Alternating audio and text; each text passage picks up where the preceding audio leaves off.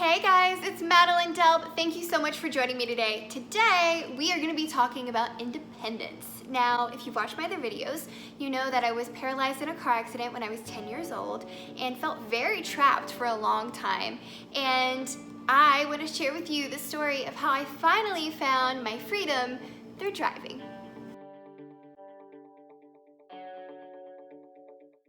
Okay, we're here. It's crazy to be back here. I haven't been here in years. Oh my goodness, the memories are already coming back. I guess I didn't realize how much my life was gonna change after the accident. I knew things were gonna be different, obviously, because I couldn't move my legs anymore, but I didn't know how much it would affect my place in society. I most vividly remember this when I went back to school. And all the kids ran out to the playground and I couldn't get to it or do any of the things they were doing. And I just sat there and realized, oh, I'm gonna be the one who's always on the outside looking in. So this is where I would sit every single day and watch all of my classmates run out to the playground. And I guess it's where I decided that this was going to be my new role, to be the outsider, to be the one who was always last to get opportunities or never got opportunities at all. And really, this is where I became the victim. This idea of being the outsider affected my mindset in such a powerful way. I didn't really go out with friends or do activities at school because I didn't think that I could. And when the idea of driving finally came up, it was like, I can't do that. I can barely get out of my house by myself. So I didn't know how I was gonna drive logistically, and mentally I was still hung up about it as well. But one of the big issues was I was also scared to drive. I had been in a traumatic car accident and I obviously didn't want that to happen again. So I eventually did end up committing to this process of driving, and it just immediately became this uphill battle. I first of all had to get special training from the state of North Carolina saying I was competent using hand controls, and it was pretty hard to find and expensive. And then I went on to the normal driver's ed, and I vividly remember the teacher saying, hey, you over there in the wheelchair, you are gonna have to wait about 6 to 8 months before the state of North Carolina can find an adaptive car for you to train in. So while all my other friends were getting their licenses, I was the one, again, sitting on the sidelines thinking, I guess I just don't have the same rights as everybody else.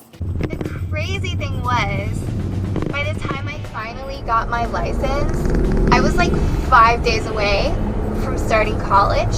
And up to that point, I'd only driven with my permit, so I'd always had somebody with me, and they would always put the chair in the car for me. Well, I didn't know how to break it down by myself, so I had to spend like these 5 days breaking down the chair and putting it back together and learning how to do it by myself so I'd be okay alone. So rolling down that driveway was honestly one of the most powerful experiences in my life, because I realized, maybe I can finally be free. Maybe I don't have to depend on other people all the time. Maybe I can actually control what's happening in my life. When I first rolled down this driveway alone, the feeling was magical. I felt like I was finally a free woman, and I realized I didn't have to be the victim anymore. I'd been the victim for way too long. The next 2 years were extremely transformational for me. It was like I was literally driving to a new me, and I had this feeling like I can go anywhere I want, I can do anything I want, I can be completely unstoppable. And this encouraged me to pursue opportunities that I normally wouldn't have. For example, I competed in Miss Wheelchair North Carolina, my first pageant ever, and ended up winning, and drove all across the state of North Carolina encouraging people on how they could find their own independence too. What ended up happening in those first few years was that although it was so great to feel free and like I could go anywhere, I was starting to get a little worn out because breaking down the chair and putting it together can be a little hard on your body. And I was starting to get a lot of pain in my shoulder from lifting the body of the chair over me into even having to limit the trips that I was doing because it was just too exhausting. Getting out of the car and then getting back in the car. And so I knew I needed another solution.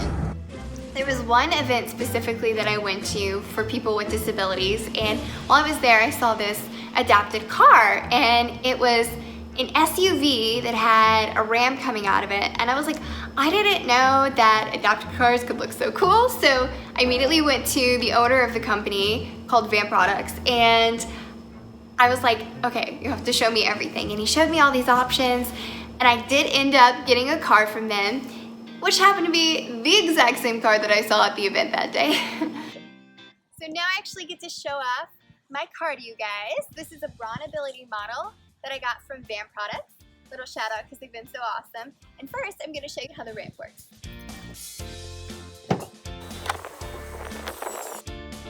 This ramp has been such a lifesaver for me. I am not in as much pain as I was. My shoulder feels so much better because I'm not hauling the chair in and out of my car all the time.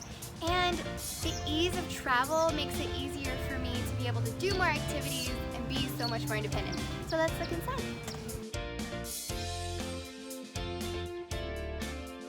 Some people can be pretty nervous about how they can get into the driver's seat, but this model makes it super easy. It has a seat that can come all the way back, turn around, and go up and down as much as you need.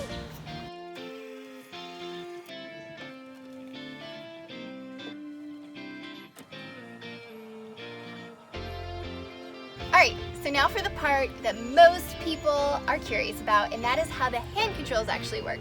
And they're pretty simple. You just pull for the gas and push for the brake. And then this little knobby guy right here helps you turn the wheel with one hand while your other hand's occupied over here. The other thing I love about this car is that there is so much space in the back. I can move my chair around with no problems. It has so much space, in fact, that I actually put a mattress in the back on one of my cross-country trips.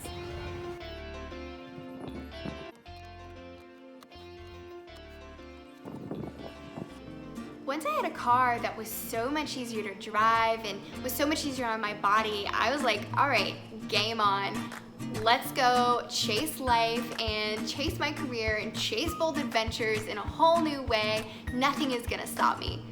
It's amazing looking back now and seeing how much I struggled mentally and logistically in getting a car when there were so many resources out there. And it's so crazy thinking about, you know, the first interactions I had with BraunAbility adapted cars, and it was like a kid in a candy store seeing how much was out there. And you know, obviously it was powerful for me because I got to start this new journey of driving, but it was also so powerful to see that we're in an age where people with disabilities are equals in society, and we do have the rights to do everything that everybody else can do.